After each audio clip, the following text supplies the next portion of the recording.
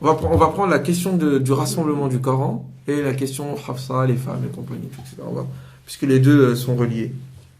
Et ensuite, on parlera de la question de l'auteur du Coran, parce que je pense que c'est lié, parce que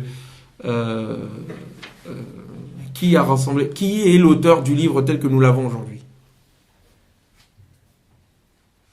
Qui l'a rassemblé? Qui l'a écrit? Est-ce qu'il y en a deux? Est-ce qu'il y en a trois? Est-ce qu'il y a que Dieu? Est-ce qu'il y a quelqu'un d'autre qui a mis sa main dedans? Est-ce que voilà, est-ce qu'Abu Bakr ou Uthman ou d'autres personnes ont mis leur main dedans et peut-être pas le contenu, mais la forme telle que nous l'avons aujourd'hui, c'est eux qui l'ont fait? Dans ces cas-là, ils sont aussi les auteurs.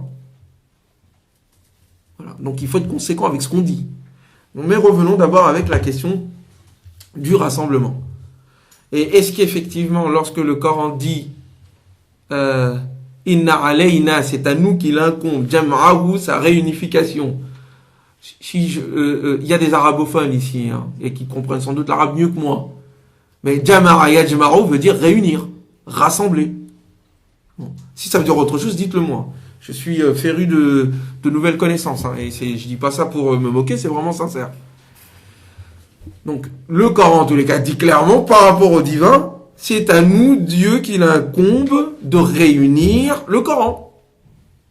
Comme il incombe à nous, Dieu, de le lire et de le réciter.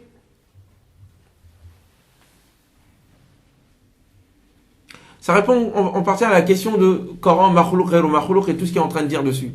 Sur l'idée de, est-ce que les mots du Coran sont les mots de Mohammed? C'est ses mots à lui. Que c'est une inspiration et pas une révélation. Mais on y reviendra tout à l'heure. Donc, si on s'en tient au Coran, le Coran indique que tout ce qui est Coran, de son organisation, à sa récitation, à son contenu, tout ce qui concerne le livre vient de lui. Si je m'en tiens juste à ce propos, Zahirul Aya, l'apparence de ce propos, Jam'ahu, c'est nous, Dieu, qui l'avons réuni, Qur'anahu, c'est nous aussi qui l'avons récité, Wa bayana, et sa clarification, c'est une explication.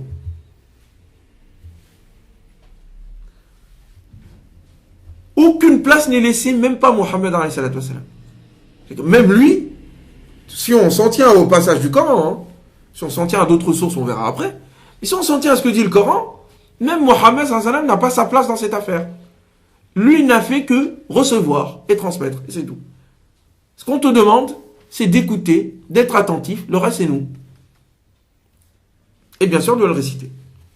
Alors, la grande question. Le Coran tel que nous l'avons aujourd'hui, et les histoires qui nous sont racontées, et je vais raconter un peu l'histoire rapidement pour ceux qui ne la connaissent pas. C'est ce que nous avons tous étudié dans les sciences islamiques. Tout le monde lit ça depuis des siècles.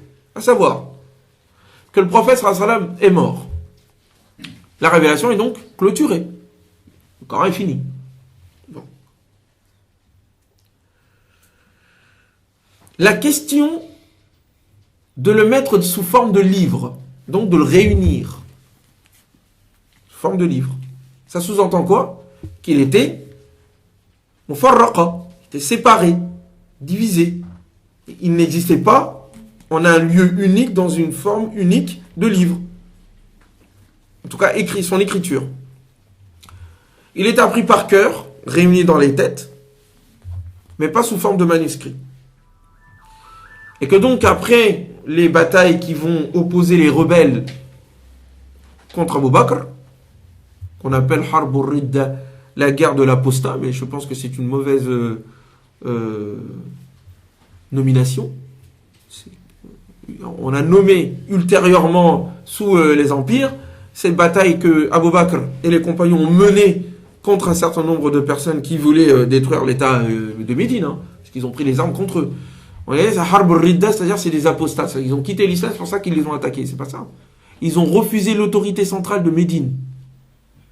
C'est ça le but, la cause de la guerre. Et ce qu'il y avait derrière, bien sûr, il y avait l'idée de revenir à l'ancienne Jahiliya. Bref, je ferme cette parenthèse. Donc cette guerre a lieu et il y a un certain nombre de compagnons qui meurent. Martyrs. Qui sont tués. Parmi lesquels, un nombre important, selon l'histoire, de compagnons qui ont appris le Coran par cœur. On dit 70. Omar vient voir donc Abu Bakr, qui est donc le successeur du prophète à la tête de la communauté musulmane de l'époque, et lui dit, il faut que tu mettes le Coran sous forme de mushaf, sous forme de livre, que tu réunisses le livre. Abu Bakr refuse, selon l'histoire. Il dit, comment oserais-je faire quelque chose que le prophète n'a pas fait? Ça veut dire quoi ici? Que le prophète n'a pas réuni le livre sous forme de manuscrit, en un seul lieu. Il faut être conséquent avec ce qu'on vient de dire là. Il n'y a pas longtemps que j'ai tilté sur... Attends, qu'est-ce qu'on dit ici? Le prophète est mort et n'a pas réuni le livre. Ah bon? Il a oublié? Ou la mort lui est venue avant qu'il puisse finir? Ah bon? Je mets ça de côté. Réfléchissez un peu. Et donc, Omar insiste, il dit, il y a un bien dedans. Il arrive à convaincre Abu Bakr. Abu Bakr et Omar décident de faire appel à Zayd ibn Thabit, qui est un des secrétaires les plus importants du prophète, car, toujours selon l'histoire, il y avait un groupe de secrétaires autour du prophète, un nombre important, et les savants en ont fait la liste, qui était chargé d'écrire la révélation. Ça veut dire qu'à chaque fois que le prophète recevait une révélation, il appelait une personne qui était dans son entourage, ça pouvait être plusieurs personnes, qui, il disait tel signe, groupe de signes m'ont été révélés, et il indiquait à quel endroit du Coran est-ce que cela devait être écrit. Ou s'il s'agissait d'une nouvelle sourate, elle commençait par Bismillah ar-Rahman ar-Rahim, et donc on savait que c'était une nouvelle sourate qui commençait. Très bien. Et donc ils font appel à cet homme-là, Zayd ibn Thabit, et ils lui demandent de réunir le Coran. Celui-ci a les mêmes arguments d'Abu Bakr opposés à Omar. Comment oserions-nous faire quelque chose que le prophète n'a pas fait? Ils insistent, etc. Et puis ils acceptent. Et donc, le livre est réuni.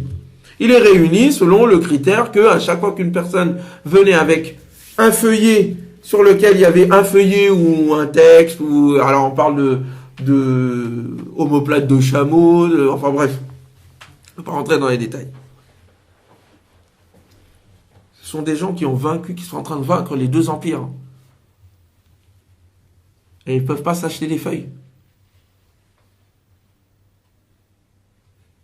Bref. Je ferme cette parenthèse encore une fois. Donc, le livre est réuni. Ils réunissent... chaque compagnon vient avec un écrit d'une sourate qu'il avait chez lui, et il témoigne qu'il a écrit sous la dictée du prophète, et il y a un deuxième témoin qui l'atteste, et donc il le rajoute. Donc, on dit que effectivement, ils avaient le Coran par cœur, ils le connaissaient, mais en même temps, ils ne voulaient pas se fier à leur mémoire, ils se sont fiés aussi à l'écrit et au témoignage des compagnons qui chacun venait en disant cette sourate-là ou ce passage-là, je l'ai écrit sous la dictée du prophète, et un tel est témoin. Il parle même à un moment donné dans l'histoire d'un compagnon qui avait un passage dans la sourate Tawbah, mais il n'avait pas de témoin. Il n'arrivait pas à trouver un témoin. Et à un moment donné, on accepte, j'ai oublié le nom de la sourate, c'est des choses que j'ai eues quand j'étais tout petit. Mais bon, là c'est bonne mémoire et puis on le retrouve dans tous les livres. Et donc la personne, à un moment donné, ce compagnon-là, n'arrive pas à trouver un témoin et il jure que oui, il l'a écrit sous la dictée du prophète, et ensuite il y a un compagnon qui dit oui, mais attention, un tel, le prophète a dit, que son témoignage en valait deux. Et donc ils l'ont pris. Très bien. Le livre est donc réuni. Il est entre les mains d'Abu Bakr, il meurt, Omar là, donc ça sous-entend que le livre était entre leurs mains, quoi. Il n'était pas diffusé, parce qu'à l'époque ils n'avaient pas besoin. Mais c'était juste pour se garantir contre la possibilité que le livre puisse être perdu, au cas où si les hommes de plus en plus meurent, et parmi lesquels il y a des personnes qui ont appris le Coran par cœur.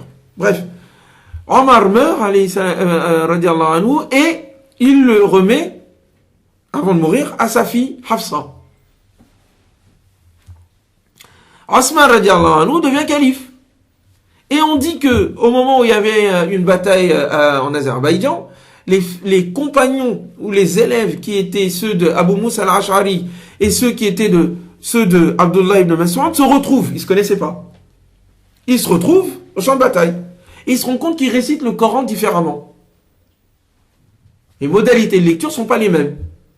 Et ils commencent à se disputer. Et un compagnon du prophète, qui est celui qui est le dépositaire des secrets du prophète, alayhi salatu wassalam, revient en se hâtant vers Osman en lui disant: rattrape la Ummah de Mohammed, car si tu ne mets pas un terme à ce problème de lecture du Coran, j'ai peur que le Coran disparaisse et que nous arrive ce qui est arrivé aux Juifs et aux chrétiens d'avant nous.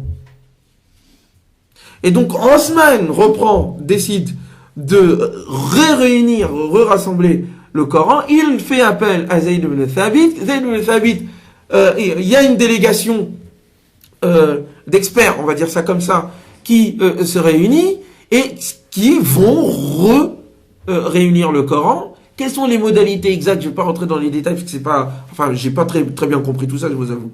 J'ai pas très bien compris. L'histoire est pas nette, à mon humble avis, et il y a des détails qui manquent. Bref.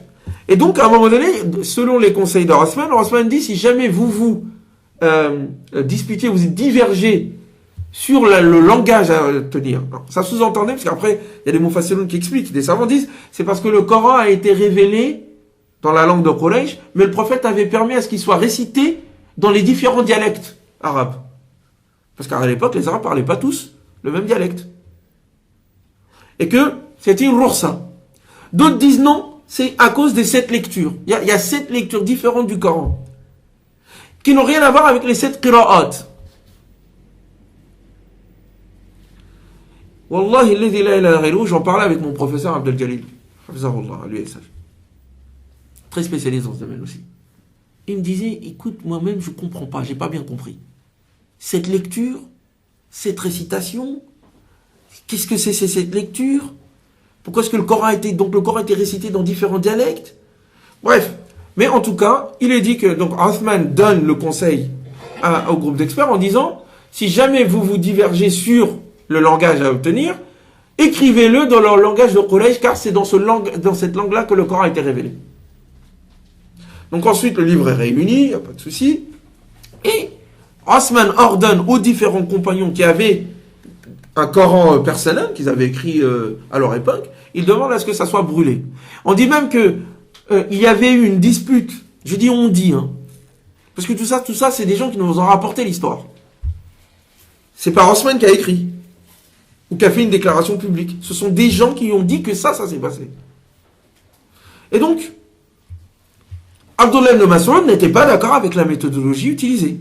Et qu'il y avait même une opposition entre Osman, d'après ce qu'ils disent, et Abdullah ibn Mas'ud.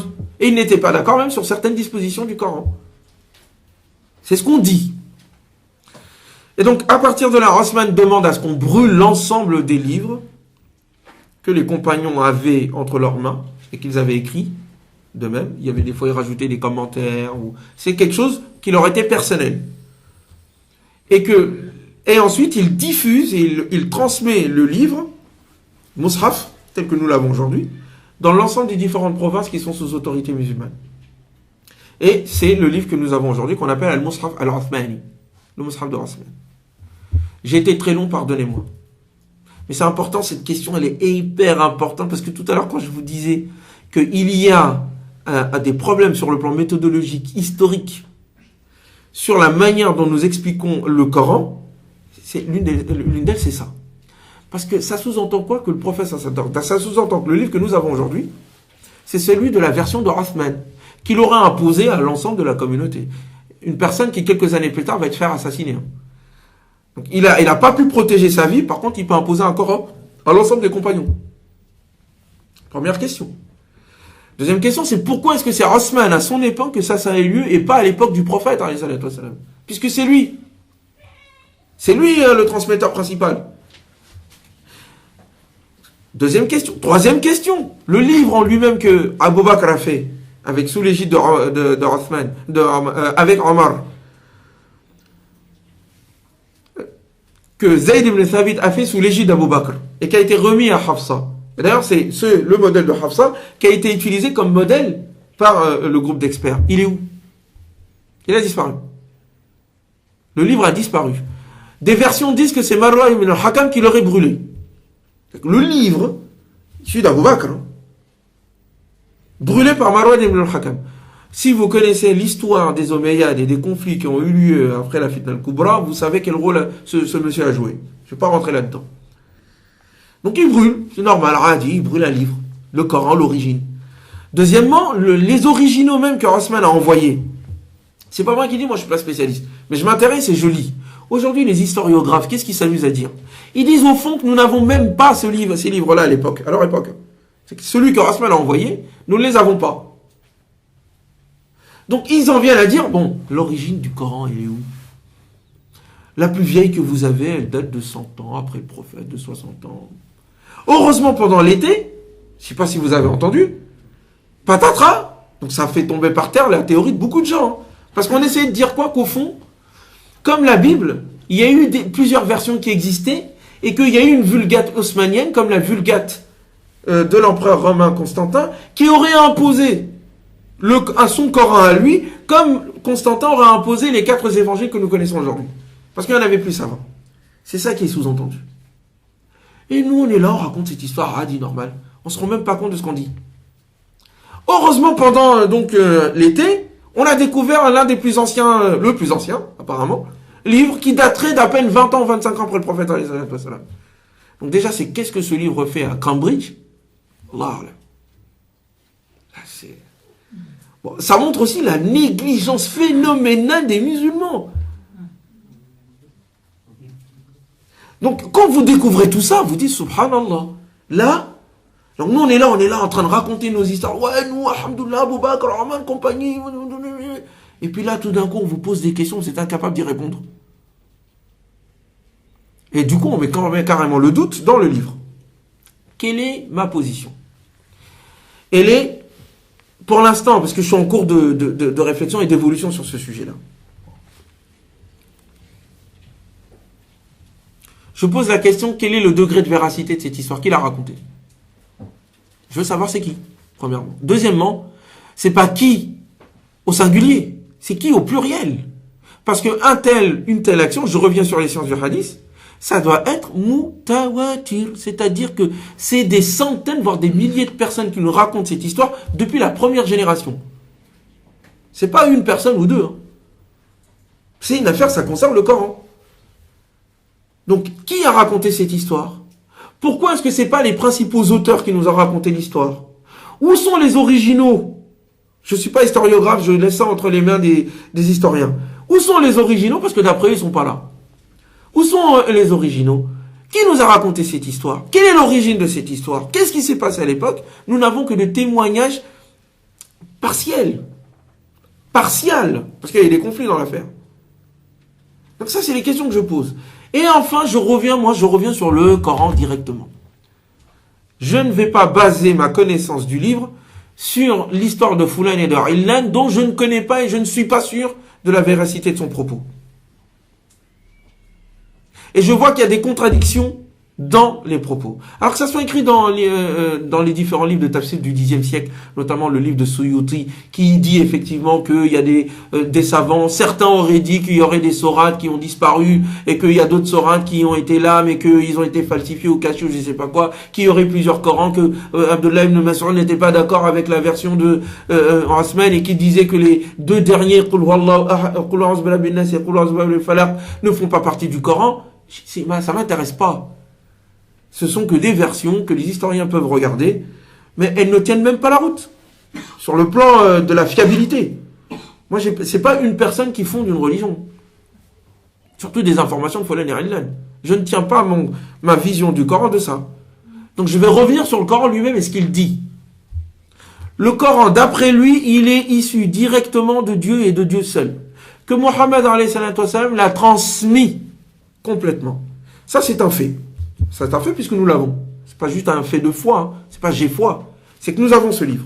Et qu'il dit, si jamais vous voulez vérifier la véracité de mon propos et de mon origine, c'est le livre que j'ai entre mes mains aujourd'hui au XXIe siècle. Je n'arrive toujours pas à l'imiter, ça veut dire qu'il vient de Dieu. Donc je ne vais pas rentrer dans les supputations et dans les suppositions historiques, parce que je n'ai aucun moyen de les vérifier. Il n'y a pas de témoin direct. C'est impossible. On ne peut plus. On n'a que des témoins que les historiens et les sciences du hadith s'en occupent s'ils veulent vérifier leur véracité, mais c'est pas sur ça que je vais baser ma religion. Et c'est pas sur ça que je vais vérifier la véracité du livre. La véracité du livre, je vais la baser sur lui-même. Et ce qu'il dit. Donc le Coran dit qu'il a été réuni par Dieu et que donc le prophète nous l'a transmis ainsi. Donc j'ai un doute.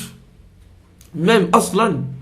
Je dis pas ça pour provoquer parce qu'il y a plein de gens qui pensent que je suis contre les hadiths et compagnie. Peut-être qu'on aura l'occasion d'en parler. Mais ya ikhwati, je ne base pas ma religion, et Dieu subhanahu wa ta'ala ne base pas sa religion, son dîn, sa révélation, sur les témoignages de quelqu'un du 3e siècle. Ça n'est pas possible, ça n'est pas acceptable. On ne base pas sa religion sur Fulan et Allah l'a dit. On base sa religion sur des arguments. Sur un miracle, en l'occurrence le Coran. Et ce Coran témoigne que le prophète Mohammed a transmis le livre. Il n'y a pas eu de doute. Donc j'ai même un doute même sur l'idée que c'est Abu Bakr qui l'a réuni. Parce qu'effectivement l'idée de dire qu'en fait il y a eu plusieurs 70 personnes qui sont mortes. Parmi les compagnons. Et qu'ils ont eu peur que le livre soit perdu. Et là je reviens sur la question du frère. Et quand bien même tous les hommes autour du prophète et tous les arabes hommes de la péninsule arabique étaient morts. Et les femmes, elles étaient où? Les femmes, elles récitaient pas le Coran. Les enfants, ils étaient où? Le Coran, c'était pas le phénomène, c'était pas une secte, hein. C'est-à-dire des gens entre eux là-bas, à la Bilderberg ou je sais pas quoi, qui se réunissent et qui, on va lire le Coran entre nous, et puis, c'était pas ça le Coran, c'était pas une église. Les pères de l'église qui sont là et qui sont les seuls à maîtriser le Coran, c'était un phénomène social. Même les ennemis de l'islam connaissaient le Coran. Tout le monde, c'était un phénomène. Tout le monde le lisait. Et ça, effectivement, c'est ça qui fait que le Coran est jusqu'à présent ici. C'est pas parce que Abu Bakr l'a écrit, ou je sais pas qui. C'est parce que le livre est tellement là, que quand bien même les musulmans aujourd'hui décideraient d'oublier le Coran, ils n'y arriveraient pas. Il est ancré dans notre conscience collective. Il a inscrit dans le marbre de nos pratiques. Toute une nation a été éduquée autour de ça. Tous les jours, le Coran est récité. Tous les jours, il est lu. Tous les jours, il est médité. C'était un phénomène social. Donc, il faudrait comprendre cela. Donc, du coup, c'est même pas la question de connaître l'origine ou pas. La question, c'est si jamais il y avait plusieurs versions du Coran, on aurait vu les traces aujourd'hui. Parce que nous, on est les champions du monde pour se diviser. Comment ça se fait que tous ces gens-là qui ont passé des siècles, à s'entretuer carrément, les chiites, les sunnites, les khawarij, les ibadites, les mu'tazili, tout le monde, on n'a pas les mêmes hadiths, on n'a pas les mêmes savants, mais par contre on a tous le même Coran. Donc ça veut dire que la chose a eu lieu avant les divisions. Et a été ancrée avant même toutes ces histoires-là, dans la conscience collective et la pratique collective des musulmans. C'est dans le marbre. Comme je l'ai dit, si on brûlait tous les Corans, on n'arriverait pas à faire disparaître le Coran. Ça, c'est la première des choses. La deuxième des choses, c'est mais si le Coran avait été écrit par Abu Bakr ou Omar ou d'autres personnes, comment ça se fait que le livre est écrit de la même manière? Avec la même orthographe. Hein. Regardez Ar-Rahman. En langue arabe, Ar-Rahman, le alif, il est apparent. Ceux qui connaissent l'arabe, ils savent de quoi je parle. Dans tous les Corans du monde, depuis des lustres, on ne peut pas écrire Ar-Rahman avec le alif. Si tu écris le alif, c'est une faute. Une fois, je me rappelle, j'avais fait ça, on m'a dit c'est une faute. Une faute, pourquoi? Non, Ar-Rahman ne s'écrit pas comme ça en arabe. Dans le Coran. Ah bon? Les waouh. Il y a plein de particularités dans la structure même de la lettre coranique qui ne ressemblent pas à la façon dont les Arabes écrivaient. D'où ça vient? Si les auteurs avaient été les compagnons, il y aurait eu plusieurs formes d'écriture. On aurait gardé le fond, la lettre, mais on aurait gardé la prononciation, mais la manière de l'écrire, chacun l'écrit comme il veut. Or, même comment on écrit le Coran, on l'écrit pas n'importe comment. Qui l'a indiqué? Qui leur a dit que c'est comme ça qu'il fallait l'écrire et pas autrement? Donc, je reviens sur mon principe Rachida. Vous connaissez Rachida? Elle va rigoler. C'est une de mes étudiantes. L'année dernière, on était là en train de parler de ce sujet-là, et je pose la question. Je dis, bon, si on met de côté toutes les informations, parce qu'elles ne sont pas valables à mes yeux pour construire un argument coranique, qu'est-ce qu'on fait? Elle me dit, on revient à l'auteur. J'ai appelé ça le principe de Rachida. Ça veut dire quoi? Normalement, quand vous écrivez un livre, vous partez du principe que tout ce qui est dans le livre provient de l'auteur. Et on reviendra sur la question de l'auteur. Non? J'ai lu Les Misérables de Victor Hugo. C'est magnifique ce livre. Ça fait remonter la foi. Ceux qui n'aiment pas l'art. Mais personne ne peut venir dire, attention, il y a peut-être, un deuxième auteur des Misérables qui est inconnu. C'est le fils de Victor Hugo, je sais pas qui. Personne ne dit ça. Il faut que tu ramènes une preuve. Ou soit l'auteur dit, effectivement, il y a moi et un tel qui l'a écrit, ou il y a un argument décisif qui dit, il y a un deuxième auteur. Sinon, en absence de cela, je reviens au principe que tout livre est issu de son auteur directement. En absence d'arguments décisifs qui parlent de la véracité de ces histoires qui nous sont racontées. Rasman, Abu Bakr, Omar, Zayd ibn Thabit, etc. Elles ne sont pas valables à mes yeux pour asseoir la véracité du livre et son origine. Ça ne tient pas la route pour moi. Ça ne tient pas la route parce que l'origine, c'est une ou deux ou trois personnes qui me la racontent. Alors on a fondé une religion avec ça, quoi. Donc, un tel événement, c'est toutes les provinces musulmanes qui en parlent. Et tous les compagnons en parlent. Bref. Donc, je mets ça de côté. En absence de l'argument décisif, qu'est-ce que je fais? Je reviens à l'origine. Tout ce qui est dans le livre est issu de l'auteur. Donc, ça vient de Dieu. Et ça vient donc de Mohammed qui nous l'a transmis. Il faut donc une preuve évidente qui me dit que d'autres personnes sont intervenues dans le livre. Tant que cette preuve évidente et claire n'est pas intervenue, je reste sur le principe que le livre est tributaire de son auteur, c'est tout. C'est la base. Maintenant, c'est aux autres de ramener une preuve claire pour me dire un tel est intervenu dans le livre, Foulan est intervenu dans le livre, des Syriaques sont venus, des moines, des Syriaques, des judéo-chrétiens, compagnie et tout. Je ne sais même pas comment les universitaires peuvent balancer des histoires pareilles. Ils ont même fait la théorie que le prophète ne serait pas mort à l'âge où il est mort, mais il est mort après. Au moment où ils ont conquis Jérusalem, pour faire correspondre sa vie à celle de Moïse, qui lui aussi n'aurait pas dépassé le Jourdain et aurait regardé les enfants d'Israël rentrer dans Jérusalem. On en vient à là, quoi. Bref. Donc je reviens là-dessus. C'est pour ça que cette histoire, je ne suis pas d'accord. Je sais que c'est très difficile aux musulmans d'entendre ça, mais je leur demande de grâce, réfléchissons un peu. Revérifions nos traditions. Il y a beaucoup de problèmes dedans. Et ça n'est pas... On va se faire déconstruire. Voilà ce qui est en train d'arriver. Ah, si on s'en tient à nos histoires telles qu'on nous les a racontées, on fait passer le Coran comme c'est la Bible. Oui, aussi, ils sont pleins d'incohérences. Après, l'argument qu'on leur donne, ça c'est certains théologiens qui répondent ça aux universitaires, vous ne pouvez pas traiter le Coran comme une œuvre littéraire parce que c'est une œuvre de foi. Il n'a pas la foi, mon ami. Ça, c'est pas un argument. Ça, c'est un argument de quelqu'un qui n'a plus rien à dire. Il faut être plus solide, plus conséquent, et donc se baser sur le livre. Et quand je dis auteur du livre, c'est que je parle de Dieu. L'auteur du livre, c'est Dieu. Un auteur, c'est quelqu'un qui est à l'origine de quelque chose qu'il a créé. Mais vous avez dit quelque chose qui sous-entend autre chose. Le fait de dire est-ce que le Coran est créé et incréé. Il est quelle heure? Je crois que j'ai dû exploser le temps. 25. Bon, attends, ça va. 1 heure, on finit à 1 heure, c'est ça? Bon, je vais essayer de condenser parce qu'en plus il y a d'autres questions aussi. Mais j'insiste sur cette histoire parce qu'elle est super importante. Ceux qui font des études universitaires, et c'est mon cas, je vous le jure, vous ne savez pas ce qui est en train de se préparer. Vous vous rendez pas compte, il y a des budgets, il y a de l'argent qui est dépensé pour mettre en place ces théories-là et ces visions-là. Et il y a beaucoup de musulmans qui entendent et qui sont sensibles.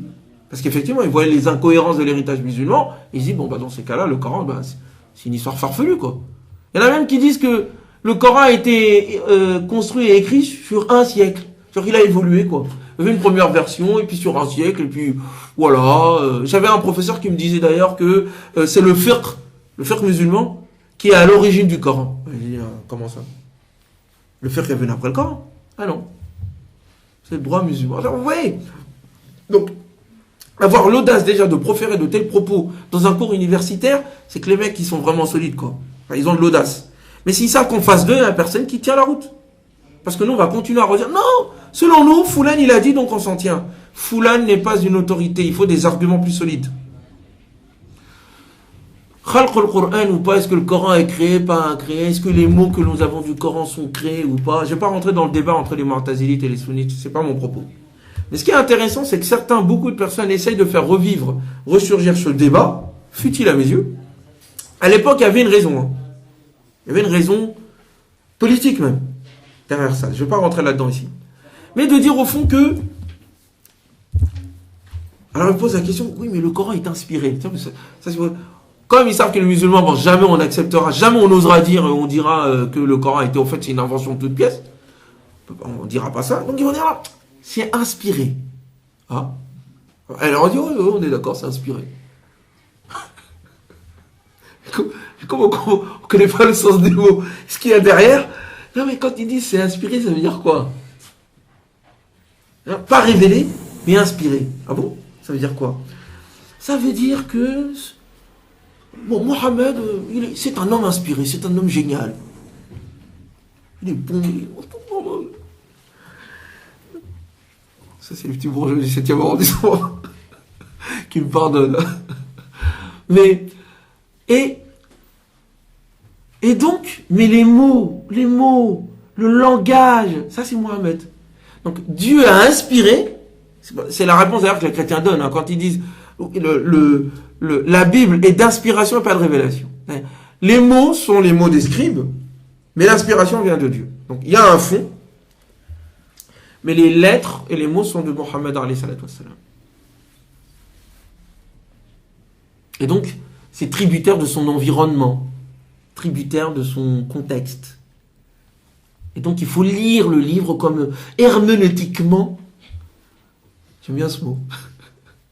Je ne sais pas ce que ça veut dire, mais bon. Il faut faire de l'herméneutique, le lire comme une œuvre littéraire, car le prophète parlait à des individus, à des gens avec leur culture, leur vision, leur mythe, leur coutume. Et donc, il faut lire le livre coranique, qui est certes une œuvre d'art magnifique, hein, mais voilà, il parlait quand même à des gens dans leur langage. Qu'est-ce que ça sous-entend? Alors, de l'extérieur, on dit, ah oui, c'est vrai, t'as raison. Mais il y a même des gens qui disent, mais écoutez, nous les musulmans, on a fait ça avant vous, parce que regardez, nous, on parle des sabab nuzul, du contexte et tout, donc c'est pas quelque chose de nouveau. Quand on n'a pas de profondeur en pensée, voilà ce qui arrive. On ne comprend pas le sens des mots et qu'est-ce qu'il y a derrière. Quand on dit que le mot, l'inspiration vient de Dieu, mais les mots viennent de Mohammed, qu'est-ce que ça sous-entend? C'est que l'auteur, c'est Mohammed, c'est pas Dieu. Et ça sous-entend aussi que Mohammed, c'est un poète. Pourquoi est-ce que les Quraysh disaient à chaque fois c'est un poète ou un devin, ou un sorcier, ou un fou? Ou que c'est des djinns qui l'ont envoyé? Pourquoi? Quelle est la théorie littéraire qu'il y a derrière? Parce qu'il y a une théorie littéraire, hein. Les Arabes n'étaient pas fous à l'époque. Mais aujourd'hui, ils sont pas fous, mais bon. Mais quand ils savaient de quoi ils parlaient, nous on lit comme ça, mais qu'est-ce qu'il y a derrière comme vision? Il y a la vision, le mythe c'était quoi? Que les poètes, les génies, les fous, les œuvres littéraires sont issus d'un monde supérieur. Ils reçoivent une inspiration d'un monde autre, celui des djinns. Ou des muses. Et vous avez ça dans toutes les mythologies. Et que donc, le fond, c'était ces êtres-là, suprarationnels, supranaturels, qui venaient inspirer un certain nombre d'individus, aux caractéristiques bien déterminées, qui faisaient de la belle musique, de la belle poésie. Vous le voyez même dans le langage, quand on dit une personne est inspirée. Vous voyez, les gens, quand ils font de la poésie, on dit d'où ça vient? C'est extraordinaire, c'est beau. C'est ça qui est sous-entendu. Donc quand on parle d'inspiration, les mots viennent... Ça veut dire qu'il est comme... C'est le même processus que les poètes et les devins et les fous et les possédés. C'est ça qui est sous-entendu.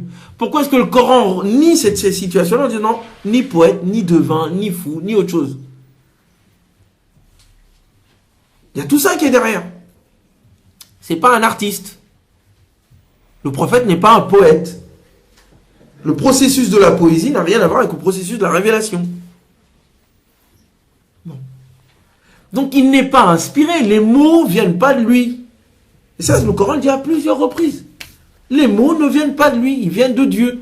Les mots, le Coran, en lettres et en fond, sont descendus sur ton cœur pour que tu sois du nombre des avertisseurs.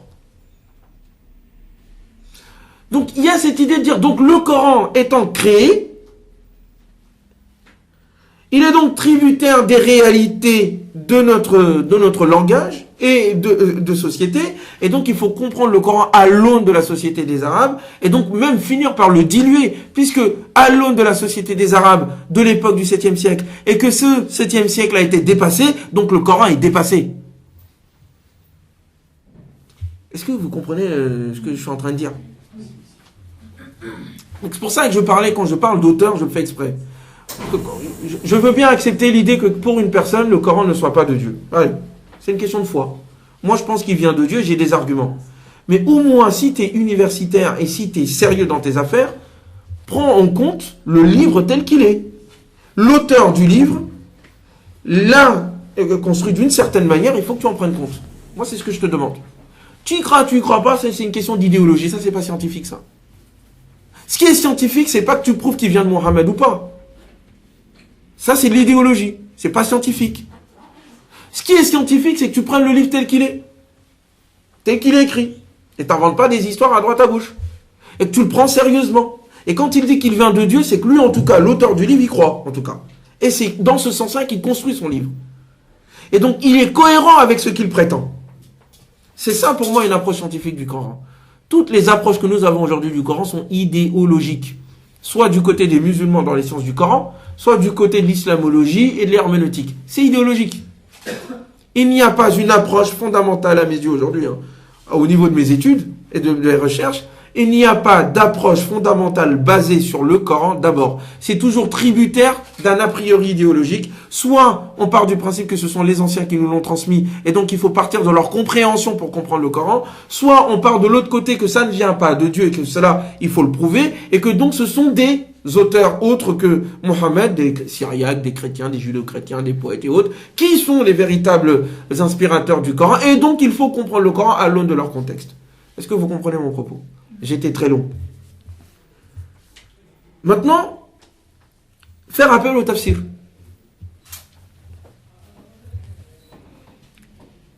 Quand je critique la méthodologie du tafsir, et je la critique, le tafsir ne permet pas de comprendre le Coran. Il permet de l'enfermer dans une compréhension particulière, de le fragmenter, de le dichotomiser. Et je prouverai ce que je dis ultérieurement, peut-être qu'on en parlera plus tard. Mais, donc, je parle de la méthodologie du tafsir. Mais les livres de tafsir, il y a du bon comme du mauvais. Donc, avoir un rapport direct avec le livre, c'est une obligation pour chacun. Et il faut donner les moyens à chacun d'avoir ce rapport direct. C'est ce que nous essayons de faire. Mais avoir un rapport direct avec le Coran ne veut pas dire qu'on ne s'appuie pas sur les compréhensions d'un tel et d'un tel. Bien au contraire, ça peut être un bon appui. Vous comprenez ? Combien de fois, moi, j'explique à un moment donné le Coran à mes étudiants ou à des personnes qui m'écoutent, j'ai plus de savoir, en tous les cas, plus de connaissances dans ce domaine-là que ceux qui sont en train de m'écouter, et pourtant, il y a une personne dans la salle qui va indiquer quelque chose dans le Coran que moi, je n'ai pas vu. Et je vais le rajouter à ma compréhension. Combien de fois est-ce que il y a un propos du Coran que j'essaie de méditer, et puis, ayant lu tel livre, ou tel tafsir, ou tel autre, ça m'aide à mieux approfondir. Mais attention, je ne parle pas du tafsir pour comprendre le Coran. Je pars du Coran pour comprendre le Coran et je m'appuie quelquefois sur un tafsir qui va me donner un certain nombre d'indications. Est-ce que vous comprenez ce que je veux dire ? Le point de départ, c'est le Coran. Le tafsir peut être une aide, mais elle n'est pas définitive. On n'enferme pas le Coran dans le tafsir de quelqu'un. Parce que ce quelqu'un, c'est quelqu'un comme vous et moi. Il a compris d'une certaine manière, selon une certaine approche. Ça se trouve, aujourd'hui, il serait vivant, il referait un tafsir, il le ferait différemment. Parce que, entre-temps, il a évolué. Le problème des musulmans aujourd'hui, c'est qu'on a enfermé le Coran dans les tafassirs.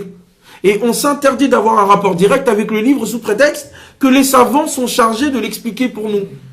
Mais les savants, quand ils expliquent le Coran, ils l'expliquent selon leur point de vue.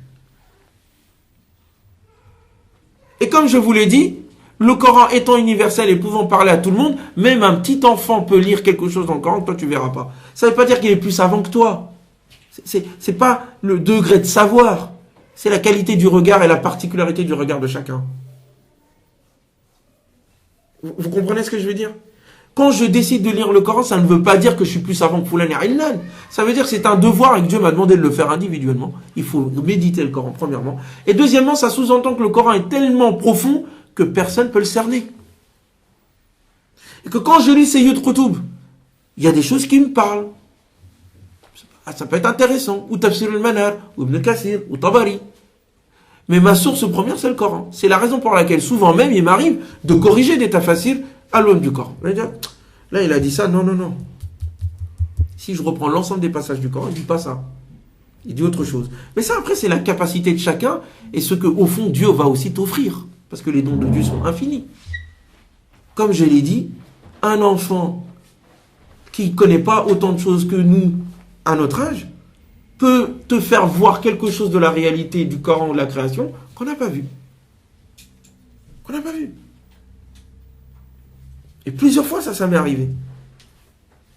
Donc, il faut d'abord lire le Coran, premièrement. Je dirais même mettre de côté l'état facile pour l'instant parce que c'est un obstacle aujourd'hui entre nous et entre le Coran et les musulmans. Éventuellement, lorsque l'on veut approfondir une théorie, une vision, quand on est un faqih ou quand on est amené à faire des conférences, s'appuyer sur l'état facile, pourquoi pas? Il n'y a pas de souci. Mais le Coran d'abord et avant tout parce qu'il est sa propre explication. Je pense que j'ai répondu à toutes les questions à peu près. Bon, maintenant, Coran ascendant, descendant. On va mettre ça tout à l'heure, on répondra à cette question après, je pense qu'il faut prendre la pause, parce qu'il y a le ala et le ila, que le Coran indique. Et quant aux anges, je sais pas. Ouais, je sais pas. Effectivement, il y a un hadith qui dit que Jibril s'est transformé en être humain et qu'il serait venu voir le prophète et que les compagnons ont venu. Les hadiths, l'iman, ou l'islam, ou l'ihsan. Si ça s'est fait à leur époque avec le compagnon, en tout cas, ça ne peut pas se faire aujourd'hui pour nous. Voilà, c'est tout ce que je peux dire, quoi. Et je sais que ça va à l'encontre d'un certain nombre de points idéologiques, religieux dans la communauté musulmane, notamment chez nos amis soufis, chez nos amis chiites aussi, et même chez nos amis chrétiens, parce que c'est un peu les mêmes approches, hein, de fond, hein, pas de forme. L'idée que quelqu'un peut recevoir une révélation après les prophètes, une inspiration. Il vient vous voir, il dit Jibril est venu me voir. C'est un wali foulan. J'ai pas de problème avec la sincérité de wali foulan, hein, Dieu jugera avec lui. Hein. Mais moi je suis pas chargé de bâtir ma religion sur ça. Voilà. T'es qui toi pour voir Jibril? T'es un prophète? Non, t'es pas un prophète? Ah. Et pourquoi est-ce que Jibril aurait besoin de voir quelqu'un après Mohammed alayhi salatu wassalam? Pour dire quoi? T'es son pote, il vient parler avec toi? Si Jibril descend, c'est pour dire quelque chose d'important, de la part de Dieu. Donc à annoncer à tout le monde. Bon, il l'a pas fait avec Mohammed, il va le faire avec toi. Après, si tu as vu un ange, un Jibril et compagnie, moi je ne suis pas au courant de ce qui se passe dans ton cœur et dans ta tête, que Dieu te récompense, mais moi je ne suis pas chargé de croire en ce genre de choses. Et je n'y crois pas. Voilà. On m'a pas donné... si Dieu n'avait pas parlé des gens, je n'y croirais pas. Alors, vous imaginez. C'est parce que Dieu a parlé des anges que j'y crois. Et c'est rationnel en plus. Donc il m'a pas dit que quelqu'un d'autre peut recevoir Jibril chez lui, je n'y crois pas. Donc pour couper court à tous les faux prophètes à droite à gauche qui veulent nous imposer leur vision au nom d'eux, moi j'ai une inspiration divine. Tu es comme nous. On fait de l'ijtihad et le savoir humain est un savoir qui évolue, il n'a pas accès au savoir absolu. Et c'est l'une des révolutions que le Coran inscrit dans la conscience humaine. Personne n'a la connaissance du mystère. La connaissance humaine est une connaissance relative qui évolue. Et c'est l'ijtihad donc qui doit prendre la place de la connaissance infaillible de tel imam et de tel savant. Est-ce que c'est clair? On en reste là? Désolé, j'ai été un peu long, pardonnez-moi. Mais je pense que c'est important pour la suite et on pourra, Inch'Allah, rentrer dans plus de détails. ربنا اتنا في الدنيا حسنة وفي الآخرة حسنة وقنا عذاب النار وقنا عذاب القبر سبحان ربك رب العزة عما يصفون وسلام على المرسلين والحمد لله رب العالمين